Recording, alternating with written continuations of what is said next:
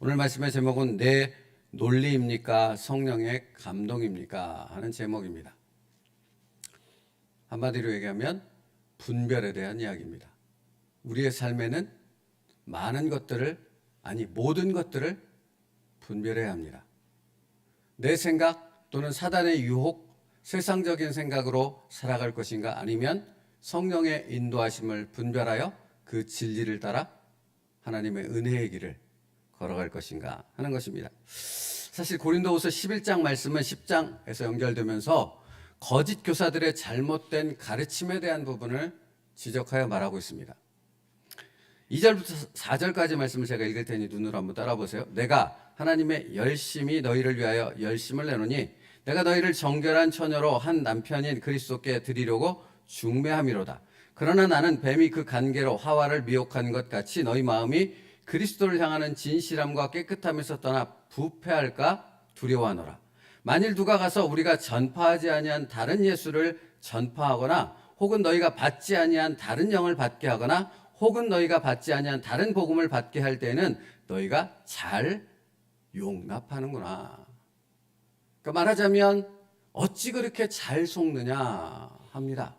너희가 예수 그리스도의 복음을 들었고 구원받은 하나님의 백성이 되었고 교회 공동체의 지체가 되어졌는데 진리 안에 있는데 어찌하여 다른 예수를, 다른 복음을 그렇게 아무런 판단 없이, 분별 없이 그렇게 쉽게 받아들일 수 있느냐 라고 말하고 있습니다. 그러면서 오늘 본문의 말씀처럼 바울은 과거 에덴 동산에서 하와가 뱀에게 미혹을 받았던 사건을 예를 들어서 설명하고 있는 것입니다. 여러분, 여기서 우리가 기억해야 될 것은 뱀은 하와에게 다가올 때 어떤 목적으로 다가왔습니까? 속이려고요. 목적이 속이는 거였습니다. 목적이 하와가 가지고 있는 그 진리를 다르게 변질시켜서 그 진리로부터 떠나게 하는 것이 사단의 목적이었다고요. 목적이 그것이었다고요. 그러면 거짓 교사들, 다시 말하면 사단의 졸개들이 되는 것 아니겠습니까? 그들이 우리에게 다가오는 목적은 무엇입니까? 속이려고요. 거짓말을 하려고요. 여러분, 그러므로 그런 목적으로 다가오는 악한 세력이 있다는 것을 알아야 되고, 그렇다면 그 악한 세력들의 미혹이라는 단어처럼 이렇게 그럴듯하게 꾸며서 다가오는 그것을 우리는 뭐 해야 합니까? 분별해야 한다고요. 생각해 보세요. 어떤 사람이 자기의 가정이 파괴되고 인생이 철저하게 망가지는 것을 원하는 사람이 누가 있습니까? 그렇죠? 그런 사람은 없습니다. 그런데 문제는 무엇입니까? 그렇게 가정이 파괴되고 자기의 인생이 철저히 망가지는 일을 선택하여져서 그 길을 걸어간다는 것이죠. 왜? 속아서요. 미혹되어져서. 그렇게 뻔히 자기의 인생과 가정과 모든 것이 파괴될 것을 알면서도 음란의 죄를 범하고 인생을 엉망진창으로 살고 하나님의 진리 안에 살지 않는 다른 복음, 다른 거짓된 것을 쫓아가는 그런 모습의 삶을 살잖아요. 속아서. 저희 교회 저 우편함에도 한 달에 한 번, 많으면 두 번, 뭐 요한 지파 어쩌고 저쩌고 해서 이렇게 와요. 그걸 이렇게 꺼내서 읽어보면 다 손편지예요. 그냥 이렇게 타이핑해서 프린트한 것이 아니에요. 뭔가 열심히 들어간 것 아닙니까? 뭔가 정성이 들어간 것 아닙니까? 근데 그들은 그 열심이 지금 진리 안에 있는 것입니까? 예수 그리스도 안에 있는 것입니까? 아니지 않습니까? 속고 있다라는 것이지 않습니까? 근데 그들이 속는 이유는 무엇입니까? 분별력이 없기 때문에 그런 것이라는 겁니다. 근데 지금 사도 바울이 말하고 있는 것처럼 고린도후서 11장에서 말하고 있는 것처럼 문제는 예수 그리스도 안에 교회 공동체 안에 들어온 그 성도들조차도 똑같이 그렇게 미혹되어져서 속는 일들이 과거나 지금이나 정말 수없이 많다는 것을 말하고 있습니다. 여러분, 그러므로 잊지 마시라니까요. 여기 미혹이라는 단어 속에 들어간 것처럼 뱀이 하와를 속이는 그 미혹이라는 그 단어 속에 있는 것처럼 사단은 원래 속이는 자이고 속이기 위해 접근한다는 사실을 잊지 말아야 됩니다. 그래서 사실 오늘 본문의 13절부터 15절 말씀을 한번 또 같이 읽을게요. 그래서 사도 바울이 이렇게 말하는 것이에요. 13절부터 15절이요. 같이 읽겠습니다. 시작. 그런 사람들은 거짓 사도요 속이는 일꾼이니 자기를 그리스도와 사도로 가장하는 자들이니라. 이것은 이상한 일이 아니니라. 사단도 자기를 광명한 천사로 가장하나니 그러므로 사단의 일꾼들도 자기를 의의 일꾼으로 가장하는 것이 또한 대단한 일이 아니니라. 그들의 마지막은 그 행위대로 되리라. 여러분, 그들의 마지막은 그 행위대로 되리라. 하나님이 반드시 심판하고 반드시 거짓과 미혹된 것을 드러내신다라는 것입니다. 여러분, 그러므로 우리가 기억해야 될 것이 무엇입니까? 그들은 원래 속이는 자요. 그들은 마치 사단이 그런 것처럼 광명한 천사처럼 의의 일꾼처럼 가장하여져서 우리에게 거짓되는 말을 하려고 접근한다라는 것입니다. 이것을 분별할 때만 우리의 삶이 하나님 안에서 은혜요 복된 삶이 될 수 있습니다. 그러면 오늘 제일 중요한 것이겠죠? 어떻게 분별합니까? 어떻게 분별해야 합니까? 여러분은 어떻게 분별하고 있으십니까? 그건 오직 예수 그리스도의 진리의 말씀밖에 없지 않습니까? 근데 더불어서 이것만 기억하면 안 되는 것이죠. 그 진리의 말씀을 진리되게 깨닫게 하시는 분은 누구입니까? 성령님이라고요. 성령님이 그래서 오셨다고요. 그리고 이 시대는 성령의 시대이고 그 성령께서 역사하실 때만 그 진리의 말씀이 깨달아지고 그 진리의 말씀의 능력을 경험하는 삶을 살 수 있다고요. 우리는 그러면 어디 안에 거해야 됩니까? 성령 안에 거해야 됩니다. 성령 안에서 그 말씀의 깨닫게 하심을 통해 우리의 삶에 일어나는 모든 일들을 분별하는 자의 삶을 살아가야 하는 것입니다. 그냥 아무렇게나 상식적으로 사람들이 말하는 것처럼, 왜 일반적인 기존교회에서 사람들이 그냥 이것이 신앙인 것처럼 말하는 그런 아무 생각 없는 신앙생활을 하면 안 된다라는 것입니다. 오직 말씀을 깨닫게 하시는 성령의 인도하심을 따라 우리의 삶에 벌어지는 아주 자그마한 일들에 있어서까지도 그 뜻을 깨달아 분별할 수 있는 성령의 사람들이 될 수 있어야 한다는 것입니다. 여러분, 지금 13절부터 15절 우리가 읽었던 것처럼 광명한 천사로 의의 일꾼으로 다가오는 사단과 그의 졸개들을 분별하는 것은 쉽습니까? 어렵습니까? 쉽지 않다고요. 오늘 말씀의 제목이 뭡니까? 내 논리입니까? 성령의 감동입니까? 입니다. 사단은 우리에게 접근해서 거짓을 말해요. 우리를 속이려고 하고 미혹시키려 해요. 그런데 그 속이는 방법이 어떠한가? 내 안의 싸움으로 몰고 가요. 어떤 싸움으로? 내 논리를 따르는가? 아니면 성령의 인도하심을 따르는가? 절대 자기의 모습을 드러내지 않는다고요. 사단과 성령이라면 여러분 이것을 분별할 수 있지 않겠습니까? 어떤 길을 선택하시겠어요? 당연히 성령의 길을 선택하죠. 사단과 성령이라면. 근데 중요한 건 내 생각, 내 논리, 내 경험, 내가 가진 지식, 내가 가진 어떤 방법과 성령께서 인도하시는 방법이 부딪히게 되면 여기서 우리는 갈등하게 되어진다고요. 왜요? 우리는 우리 스스로를 보호하고 우리의 생각, 우리의 경험 속에서 살아왔던 옛 습관의 모습이 있으니까 그걸 따라가려는 자연스러운 모습, 그것이 당연하게 느껴지는 우리의 모습이 있기 때문에 그런 거예요. 그처럼 가정하여져서 우리를 속인다라는 것입니다. 그러므로 여러분, 우리가 챔버스 목사님의 말씀을 기억해야 될 것은, 챔버스 목사님 이렇게 말해요. 지적인 문제라면 논리적으로 생각해낼 수 있을 것입니다. 지적인 문제라면요. 그러나 영적인 문제는 아무리 논리적으로 생각한다 해도 더 혼란에 빠질 수밖에 없다라는 것입니다. 우리의 삶은 영적인 문제예요? 지적인 문제예요? 영적인 문제예요. 여러분, 부부싸움은 영적인 문제예요? 그냥 사람과 사람, 우리 부부 사이에 일어나는 일이에요? 영적인 문제예요. 우리가 영적인 사람이기 때문에 그런 것입니다. 그러므로 그것을 분별할 수 있어야 돼요. 그것을 그 안에서 생각하고 성령의 인도하심을 따라 그것을 해결할 수 있는 성령의 이끄심에 뭐 할 수 있어야 돼요? 순종할 수 있어야 된다고요. 여러분, 고린도 교인들이 그처럼 쉽게 거짓 교사들에게 그 교사들의 미혹에 빠진 이유가 무엇입니까? 영적인 문제를 지적인 문제로 착각하는 속임수에 넘어갔기 때문에 그렇다라는 것입니다. 그래서 챔버스 목사님은 이렇게 또 충고해요. 우리의 삶 가운데서 아무리 작은 것이라도 성령의 인도하심에서 벗어난 것을 허락할 경우 그것은 영적 혼돈을 일으키는 데 충분한 원인이 됩니다. 여러분, 우리가 피곤하면 낮잠 잘 수 있지 않습니까? 사소한 일입니까? 중요한 일입니까? 사소한 일이라고요. 그러나 그 사소한 일이 우리의 영적인 문제로 연결될 수 있다는 것을 우리는 놓치지 말아요.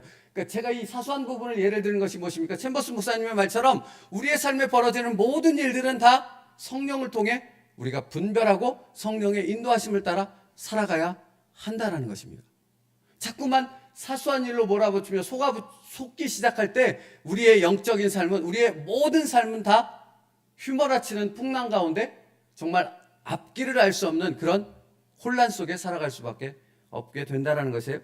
그래서 영적 혼돈은 우리가 시간을 아무리 들여서 논리적으로 생각한다 해도 결코 명료해지지 않습니다 라고 말한 후에요, 챔버스 목사님이 뭐라고 얘기하냐면, 영적 혼란은 오직 순종에 의해서만 해결됩니다. 순종하는 순간 우리는 분별하게 됩니다 라고 말합니다. 그러니까 여러분, 순종할 때 영적인 분별력이 생깁니다. 그러면 사실은 묵상하면서 저는 또 그 생각했거든요. 여러분도 그 생각하지 않으세요? 분별이 안 되는데 어떻게 순종합니까? 맞죠? 뭔가 판단을 하고 결단을 내려야지 순종할 거 아닙니까? 분별이 안 되는데 어떻게 순종이 되냐고요.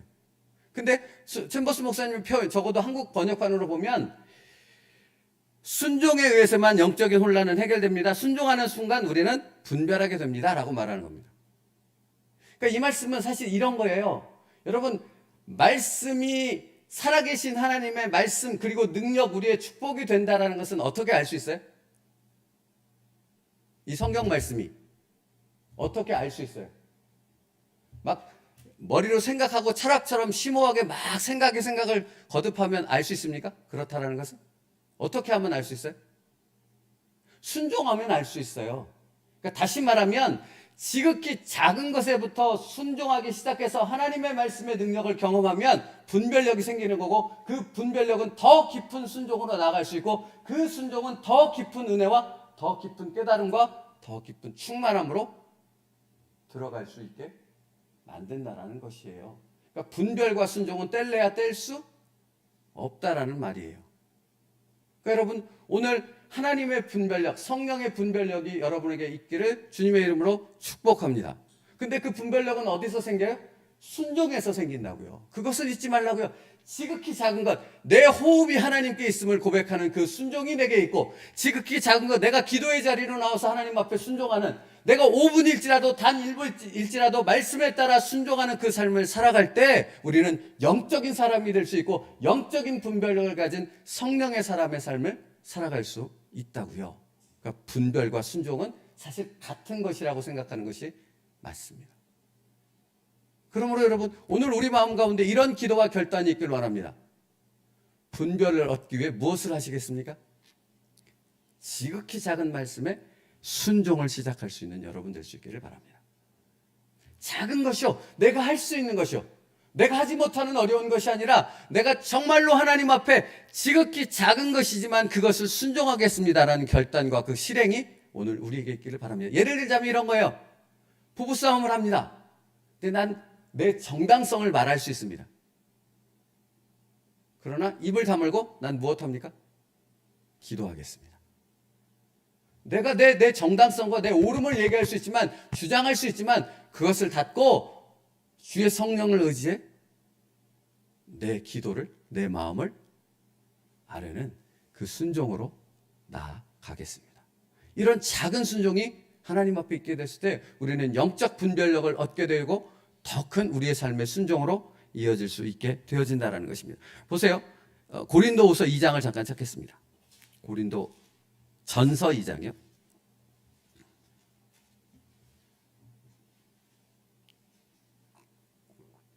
고린도전서 2장 10절로부터 14절 말씀. 자주 묵상하는 말씀 가운데 하나이죠. 고린도전서 2장 10절부터 14절이요. 같이 읽겠습니다. 시작.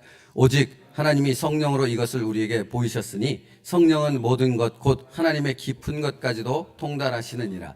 사람의 일을 사람의 속에 있는 영 외에 누가 알리요? 이와 같이 하나님의 일도 하나님의 영 외에는 아무도 알지 못하느니라.